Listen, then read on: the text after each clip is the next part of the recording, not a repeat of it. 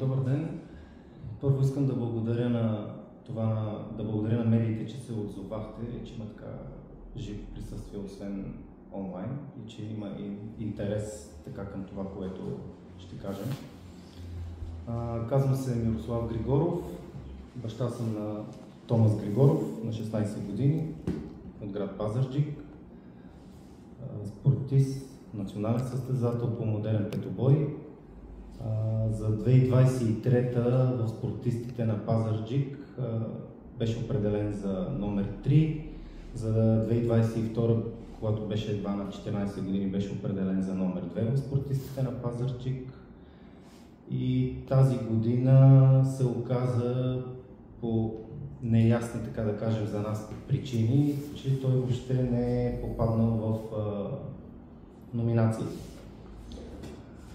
Преди да започнем с хронологията и да кажем неговите постижения за 2024, с няколко думи искам да обясна какъв е като вид спорта модерен петобой, колко дисциплини включва, реално за какъв тренировъчен и състезателен процес става въпрос, тъй като модерен петобой се образува от 5 вида спорт, а именно фехтовка, бягане, стрелба, плуване и новата дисциплина obstacles или препятствия.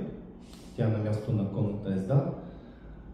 Като тези дисциплини, състезанията се провеждат в един ден. Първо се започва с фехтовката, всеки срещу всеки, после с другите дисциплини, накрая се събират като точки и се определя класирането.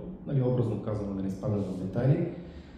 Като европейските и световните първенства, там, тъй като има много участници, а и не само такъв е регламента, се разделят всички състезатели на няколко квалификационни потока, след което се класират за полуфинали и от полуфиналите се класират на финал и там вече същото, което представете си на едно световно първенство. Първия ден, цял ден 5-те спорта състезания, квалификации, после класиране на полуфинал, пак състезание по 5-те спорта, после финал. Отделно, когато се участва на смесени и на, примерно, на мъжки щафети, са още по един цял ден 5-те спорта. Просто казвам, за да може да имате представа за какво натоварване става въпрос. Тази година, тъй като ние сменихме отбора, до миналата година се състезаваше в спортен клуб Шампион.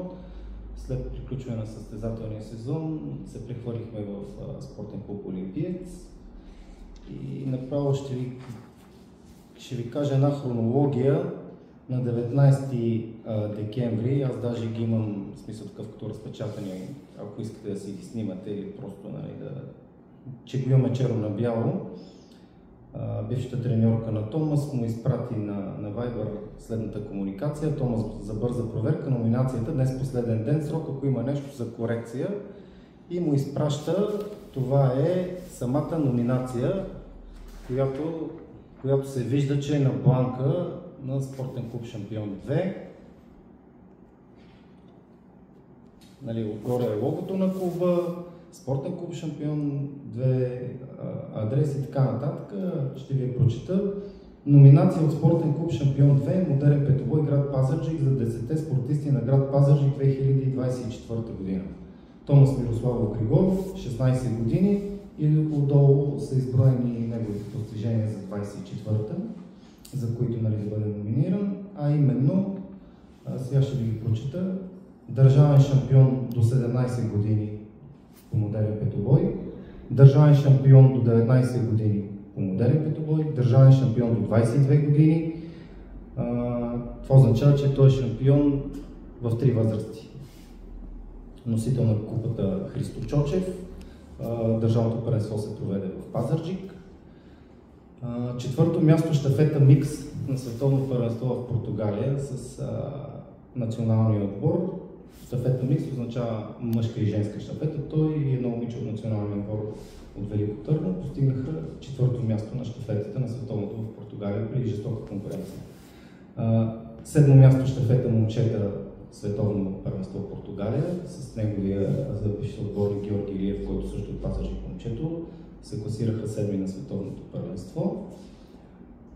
И индивидуално 23-то място на световното първенство в Португалия, като той се класира единствено на финала. Пето място щафета микс, пак с Антонио Начева от Велико Търново, европейско първенство в Турция. Пето място пак с Георги Илиев в мъжката щафета на европейското в Турция.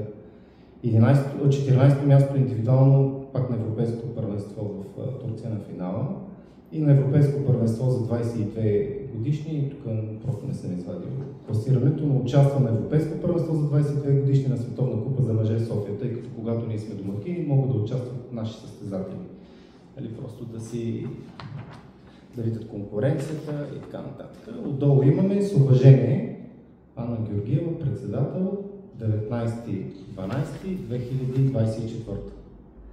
И това нещо е изпратено на Томас на Viber, друго класиране, фехтовки, някъде не знам, нямам и така нататък. И тук приключва комуникацията и ние даже се зарадвахме, казахме Евала, че е такова отношението, все пак неговите постижения са постигнати с освен националния отбор от спортен клуб Шампион. Даже защото знаем, че обикновено състезателите ги питате на подиума, да кажат няколко думи, ще благодари на треньорите, които са допринесли за неговото развитие и така нататък, както е редно според мен. Но в един момент, тоде и това не беше? Да. В сряда? Да. Към колко часа? Към 3. Да, в сряда към 15 часа Томас получава следното съобщение във Viber. Сряда, коя сряда? Миналата сряда днес сме 17 на 15. Фактически вече всичко като е приключило онзи ден, фактически. Томас Валю те е извадил от номинациите за 10-те спортисти. Кой го казва това?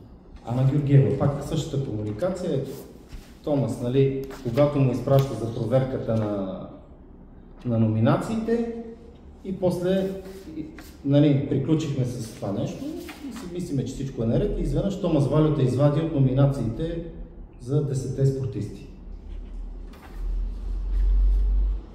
И общо взето... А вие попитахте ли защо е изваден? Кой дали сме питали? Треньорите ли? Не, треньорите не сме ги питали, защото, как да кажа, отношението към него е меко казано настройва другите състезатели против него. Колкото не искам да го казвам, но има едно негативно отношение към него. И ние реално сме се разбрали, че сме приключили с този клуб. Продължаваме напред, никой нищо не сме казали против хората, кой, какво и как. Просто затваряме една страница и продължаваме напред. Тъй като той тренира в този клуб от 5 годишни беше, 6. От 5 годишни тренира в този клуб. Малко или много, все пак треньорите са допринесли за неговото развитие, ние не го отричаме. Но в един момент да се получи такова отношение, меко казано, обидно. И въобще не сме се обърнали към тях да попитаме, но там просто се поинтересувах дали наистина е подаден и е оттеглен или въобще не е подаден. Оказва се, че не е подаден в десятката на спортистите на Пазарджик. Като аз това, което си мисля е, примерно, ако бяха казали, че няма да го подадат, ние може да го подадем от другия клуб, независимо, че резултатите са постигнати с предходния. Все пак журналистите решават, все пак има възможности, както руските състезатели състезават, нов флаг и така нататък, може и без да се спомене отбора. Смисъл, ние нямаме някакви претенции или нещо от сорта. Просто, смисъл, той е много разочарован, че реално труда му не се оцени тази година на база на тези постижения, при положение, че беше тежка година, цяла зима беше контузен, пропусна държавното първенство първи кръг, след което се наложи да тренира индивидуално и самостоятелно, за да може да навакса, направи добра подготовка и резултатите, най-вече в чужбина на международните участия са на лице, както и безапелационната победа на 3 възрасти държавен шампион. Аз да си кажа честно, не е лесно.